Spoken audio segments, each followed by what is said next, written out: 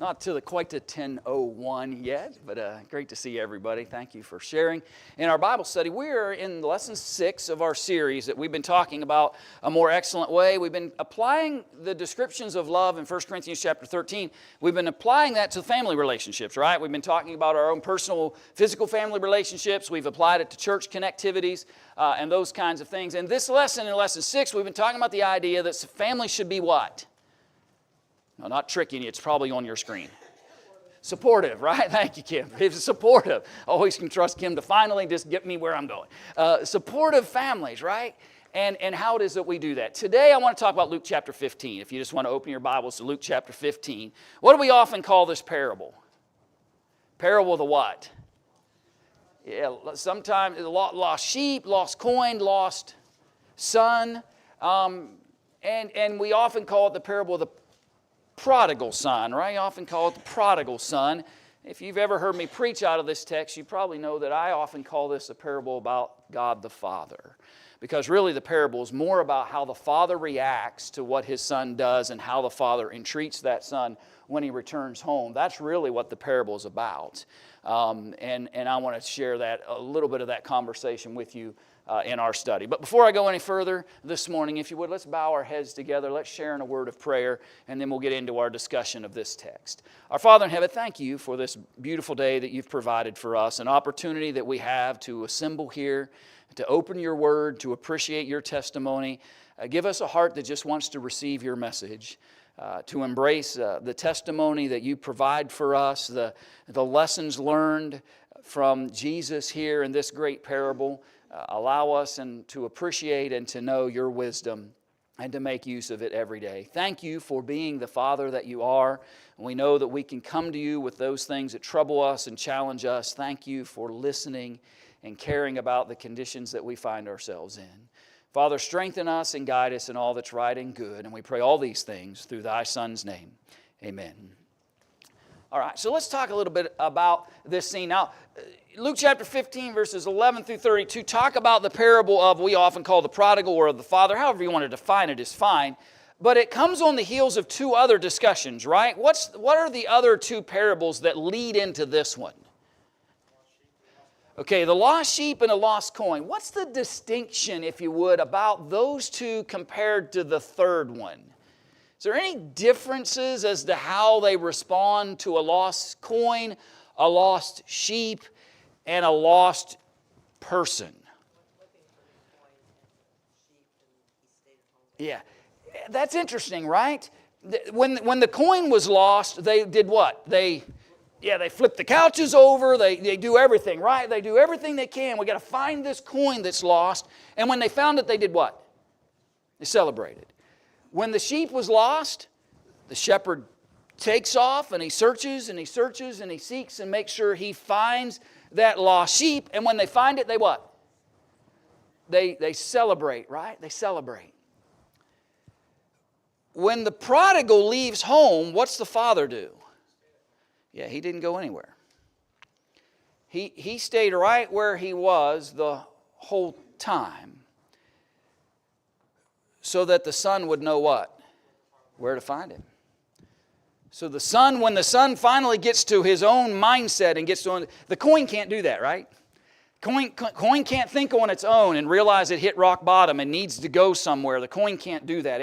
It has to be found by somebody else. The sheep can't do that. The prodigal son could.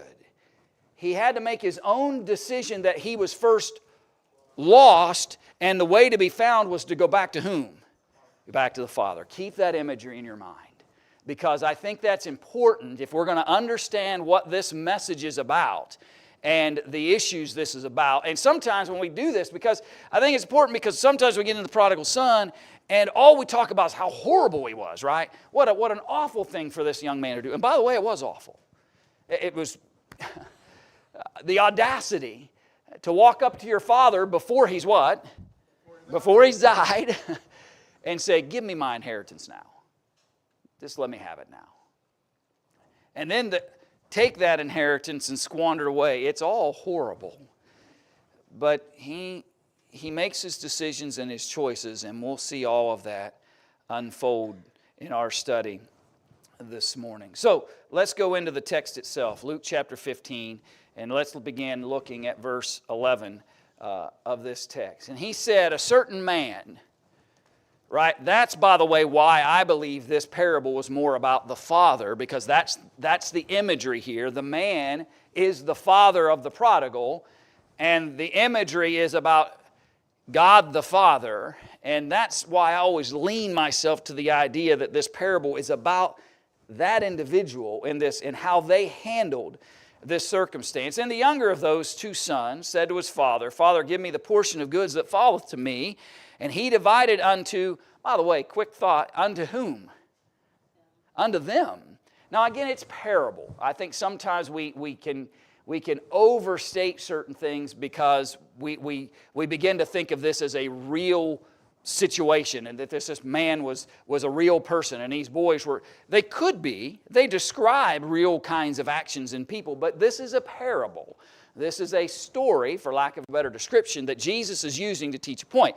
And but it is interesting to note that in Jesus' description, the inheritance was predetermined and divided to both sons. One of them chose to do what? Leave and squander it away. The other decided that they'd stay right there and continue to reap the benefits of the things that his father had provided. Not many days after, the younger, verse 13 says, son gathered all together and took his journey into a far country, and there wasted his substance with riotous living. Now, it's interesting. Most times when we want to sin, we want to do it where? Now think about what we just read. Out of sight. Do you notice the language? What did the prodigal do? He went into what kind of country?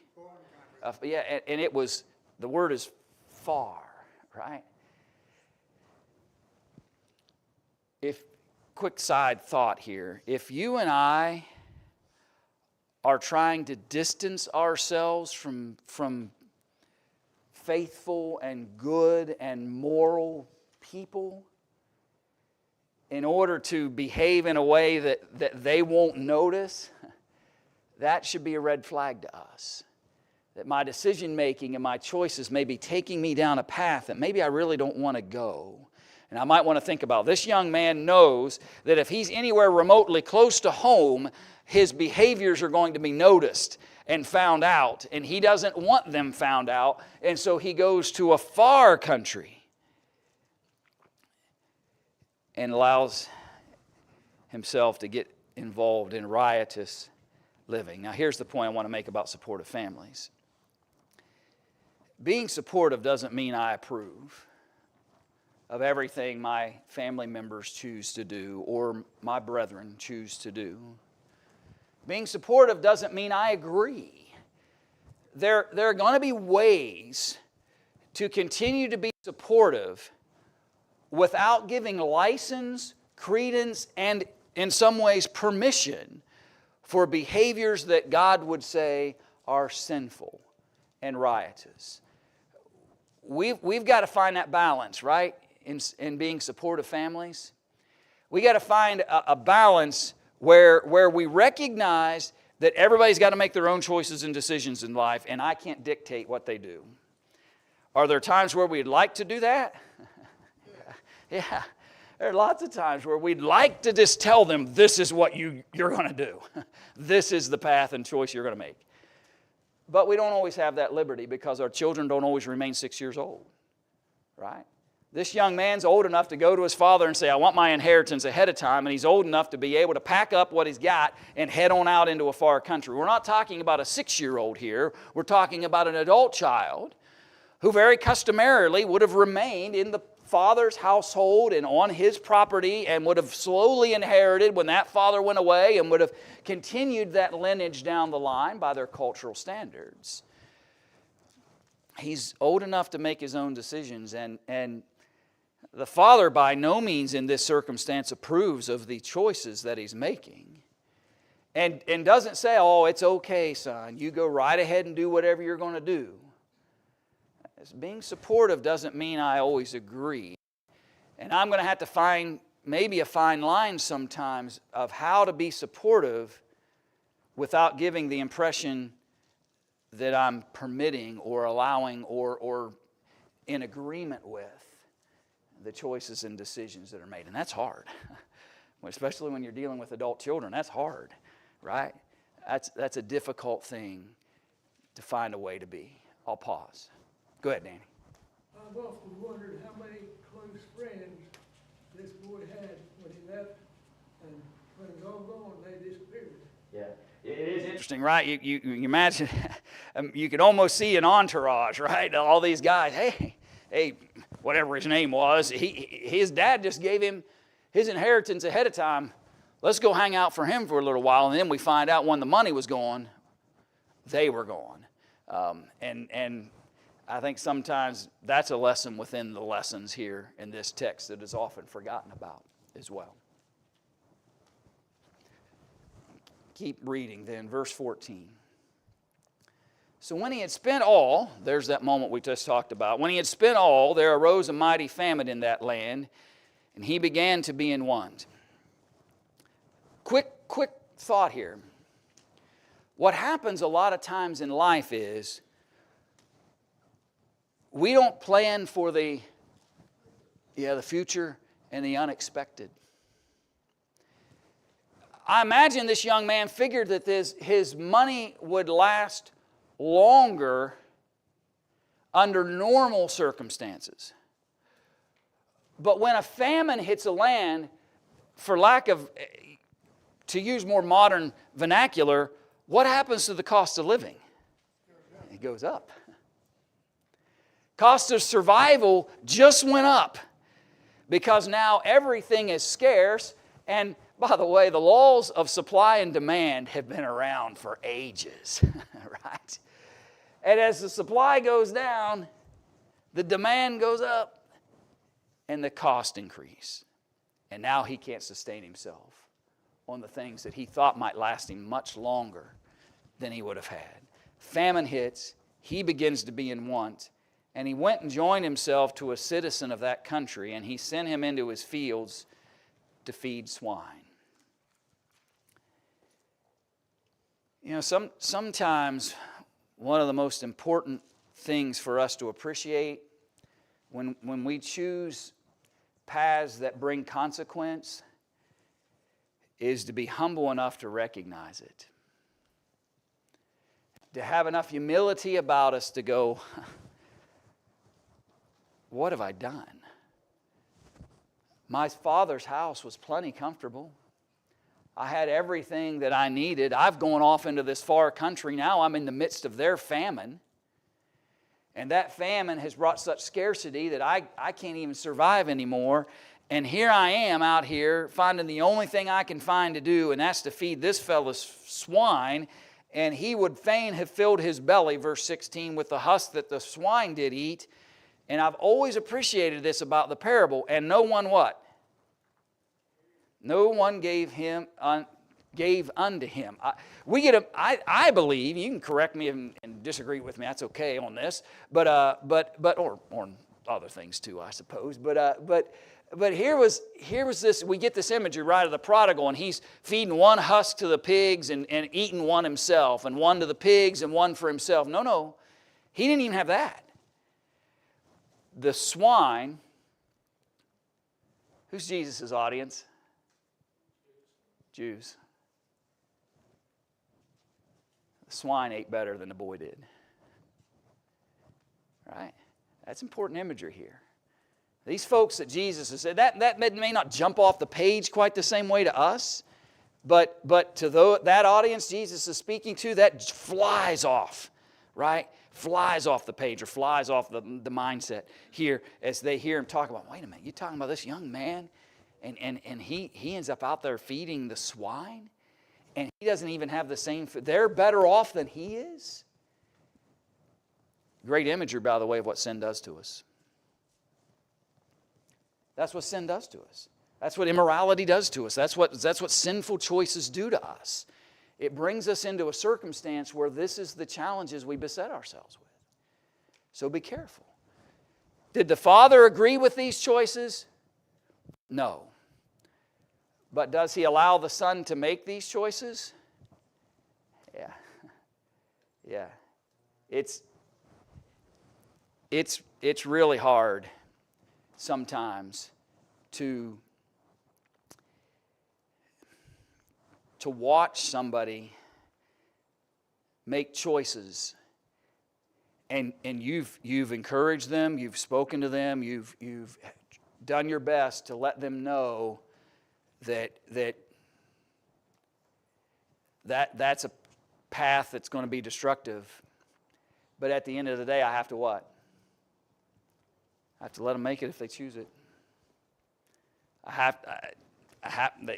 The supportive father doesn't chase his son down when he starts to leave home and tackle him on the ground and say, no, you're not taking my money with you. Right? By the way, that's what I would have done. Right? That's what I would have done. You know, not on my dime, right? Not on my dime. But I'm not saying right or wrong there. I'm just telling you that in the imagery here, this supportive father recognizes that the son's got to make his own choices. Teach them the consequences. Teach them what's right and wrong. Teach them the better paths. Teach them to understand what the consequences of their decision making might be. Do all of that. Provide the education. Provide the support system when they're growing up that allows them to know and understand what they should value. All of that is vital in the process, but at the end of the day, supportive families might only have one option here, and that is to be ready for the return of the erring. That's what the father did. He doesn't go drag him back home. By the way, the possibility is if he would go and drag him back home, what he might do? Just leave again. Just rebel and leave again. Until he comes to his own decision making, he's got to start making his own choices. Go ahead, Patty. I wonder about the father in relation to how I view the situation in my family, and that I have spoken out against my family members. And I don't see any indication that the father says anything negative. In this particular setting, right, we got to be careful because there are other texts that talk about how important it is to communicate. But you're right. What Jesus, I think, is trying to get these folks to understand in this moment is, bigger picture, he can't force the Jewish nation to embrace him. He can't force them to make the right choices as it relates to him. But the Father will be open and ready to receive them if they'll come. And that's the messaging of this particular. And we do have to pick our moments sometimes, right? And sometimes we've said it and said it and said it and said it and said it, and the education isn't the issue. It's the will and choice and behavior that people want to make. And sometimes you've got to just step back and go, okay, I've educated, I've taught, I've shared. Now I'm going to just be prepared and pray that they'll recognize that and want to come back. And it's hard, but it's absolutely hard to do in life. Your other questions, thoughts you might have. Go ahead, Andy. I think the father probably looks that way every day, wondering, hoping. Yeah, I agree with you, and I think when we get to that part of the parable, I think you see it, that desire and that longing for his son to come home. And go ahead, Bob. I don't know if the Jewish law was the same as what the Roman law was back there, but when a child reached the age of maturity, he could demand half of his inheritance. And again, I'm not familiar enough with. That was part of the Jewish law that would put the father under that situation.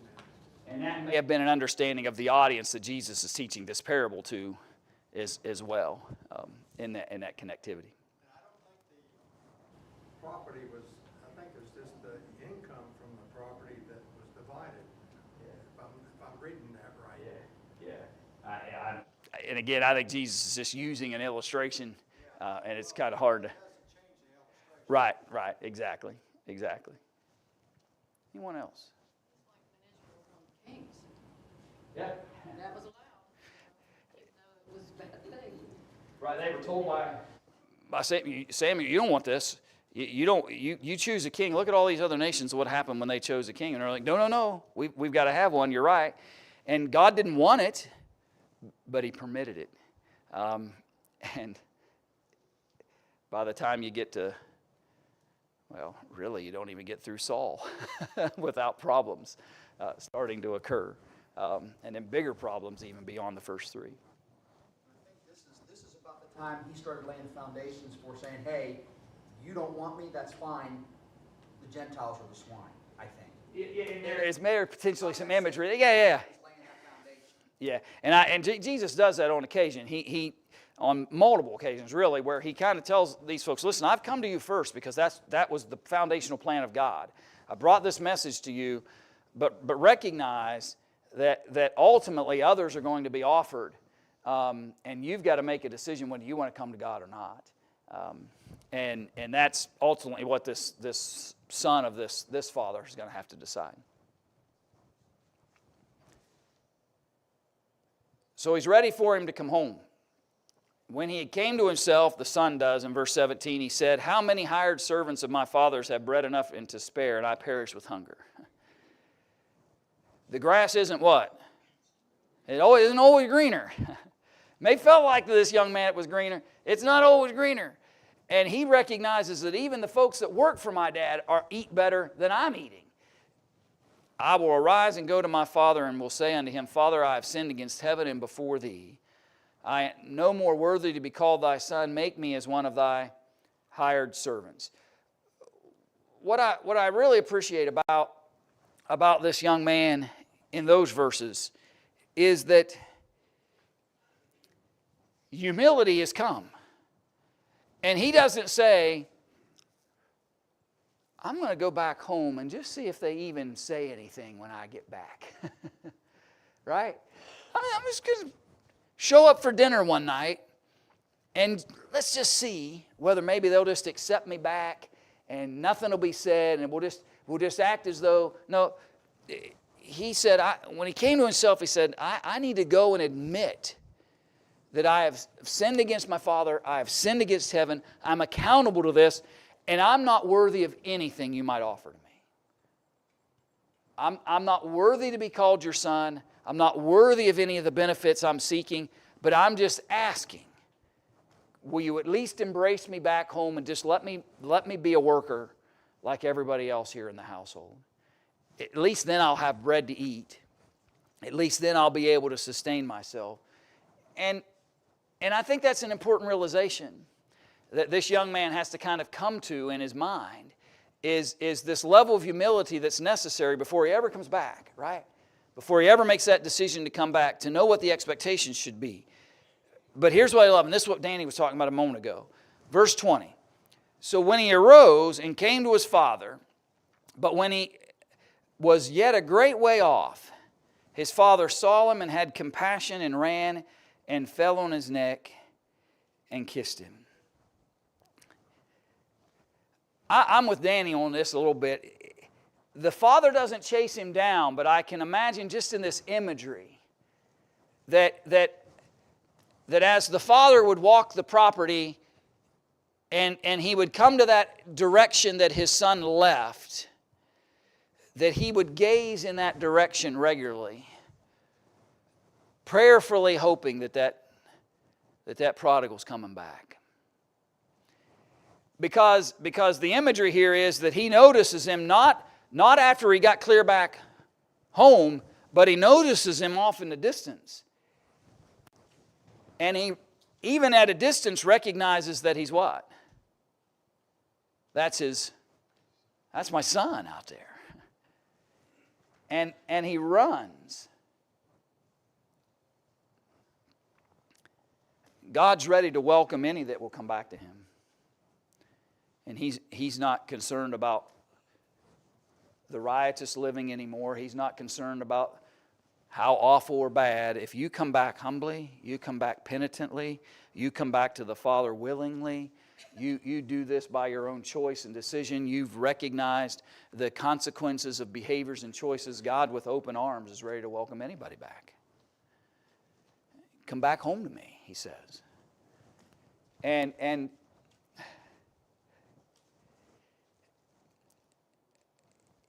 the exchange and embrace here between them. Human fathers don't behave this way very often. Right? Human fathers put this young man in a headlock,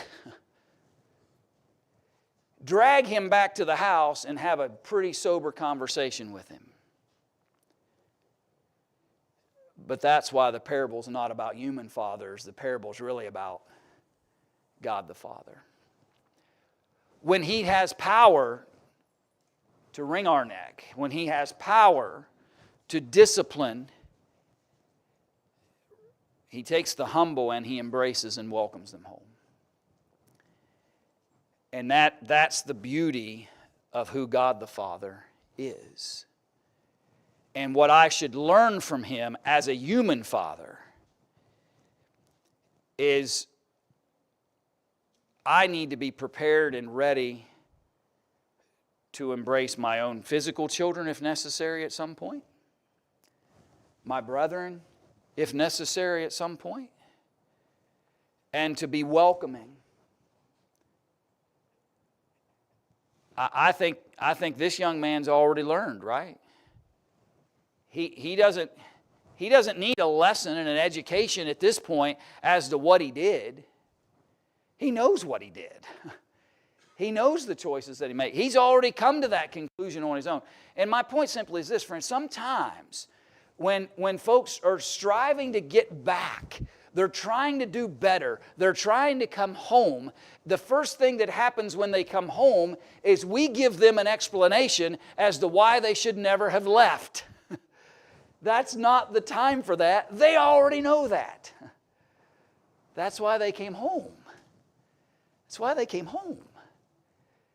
And so be careful. Learn from God the Father here. Learn from the picture of one who's ready to embrace. Again, He didn't accept this, his behaviors is okay. He didn't license it. He didn't give him a permission slip that says, go live however you want and then come on back whenever you want to. That's not part of this parable at all. What's about this parable is a supportive father who with welcoming arms sees his son coming back home and runs off into the distance and embraces him and welcomes him back into the family. And restores him as what? As a servant in the household? As a son. The son said to him, Father, verse 21, I have sinned against heaven and in thy sight, and am no more worthy to be called thy son. He gets it. Right? In his acknowledgement of his transgressions, he gets it already. He didn't need another explanation about that, or how awful it might have been for the father while he was gone. All that, he gets it. But the father said to his servants, bring forth the best robe and put it on him, and put a ring on his hand and shoes on his feet. And bring hither the fatted calf, and kill it, and let us eat and be merry. For this my son was dead and is alive again. He was lost and is found. And they began to be merry. The coin had to be found by someone else. The sheep had to be found by someone else. The boy had to be found by himself. He had to find himself. He had to find within himself what choices he had made and decisions he'd made and how that had created consequences. And when he drew that conclusion on his own, he knew exactly where to go. That's the kind of father, that's the kind of brother in Christ, that's the kind of person I want to be. That recognizes that when somebody has already acknowledged their transgressions before me, they've already admitted the behaviors and things that they have done, I want to be the kind of person that they know the minute they come to that conclusion, they can come right back. That's who I want to be. I'm not always good at that. My human frailties, just like everybody else's, comes out sometimes in my choices and decisions. And I can, like any of us, get better at it, but I want to be better. I want to be that imagery here. I want to be that beacon. God is described as light. God is love. God is all those things. And I want to be, not like God obviously, can't be perfect in His, but I want to learn from Him. And I want folks to know that forgiveness is waiting for them when they return. Open arms are waiting. I'm not going to say, oh, it's okay. People may, no, I'm going to recognize you admitted your sins. You've acknowledged, right? I'm not saying here that we give this just a passing thought as if not. This young man lived riotously. He squandered things away. He behaved poorly. But I want to be ready to welcome as soon as he walks back towards the Father. When did God go and embrace? When the Son recognized and made His turn. It's not that God didn't make any move here, by the way. God ran in the imagery. God runs to meet the Son. As soon as He sees that Son make that turn, brother and friend, I think that's a great illustration for us. You want to know when we should be running and embracing those who have walked away from the Lord, or have walked away from more morality, or walked away from... When you see them make that turn, you see them take that step in the right direction to try to strive to do better and to get better, that is the moment where we need to react. There's a time where we might have to just say, listen, I don't like it. It's wrong. I didn't educate or teach you in that way. It's not what you're making a mistake. Provide the education. And then we've got to stay firmly in the same place so that when they're ready to return on their own, they'll know exactly where they can come. And let's be that person. And so he kills the fatted calf and they have a great celebration. Why? Because that's what they did when the coin was found, and that's what they did when the sheep was found. That's the connectivity, by the way, between the three parables. That is the one recurring theme that happens in all three, is the celebration that happens when that which was lost has been found. That's the recurring message in all three parables. And there's a great celebration because his son was lost and is now found.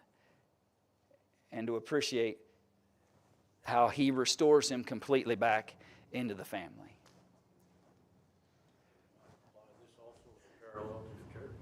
The church needs to be more open and welcoming in the same situation. I agree with you, Will.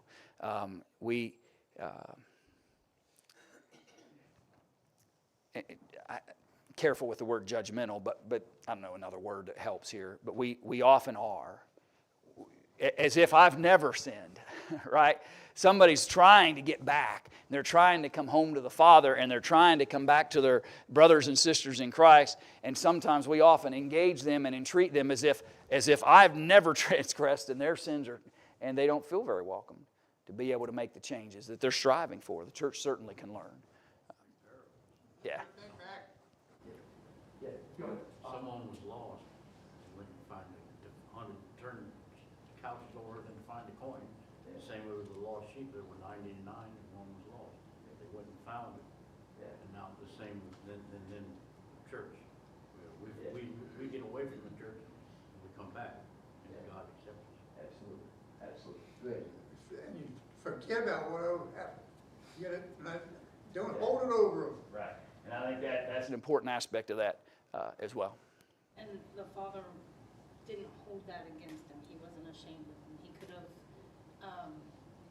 he didn't hold back. He made sure everybody else knew that he was welcomed as his son. Yeah. And that's an interesting point, and maybe Wednesday we'll get to talk about the older son, but that's okay. But because that's important to remember here, that sometimes we overthink what will other people think. Well, that church over there, that guy did this, and this, and look, they've let him back in there, and they've let him come back, or look at that family, that fellow, look at all he did to them, and now he's sitting around their table as if nothing happened, and you're like, yeah, that's exactly what God the Father does. He is as if nothing had happened. And we can't worry about what other people think about us embracing the prodigal who's come home. We can't concern ourselves with the reactions of other people. in those moments. We've just got to embrace the fact that one that was lost is now found. Somebody that was lost is now home. And that's worthy of celebration. And the Bible talks about how the angels of heaven celebrate when one lost soul comes back to the Father. Any other thoughts or questions you have? Go ahead, Bob.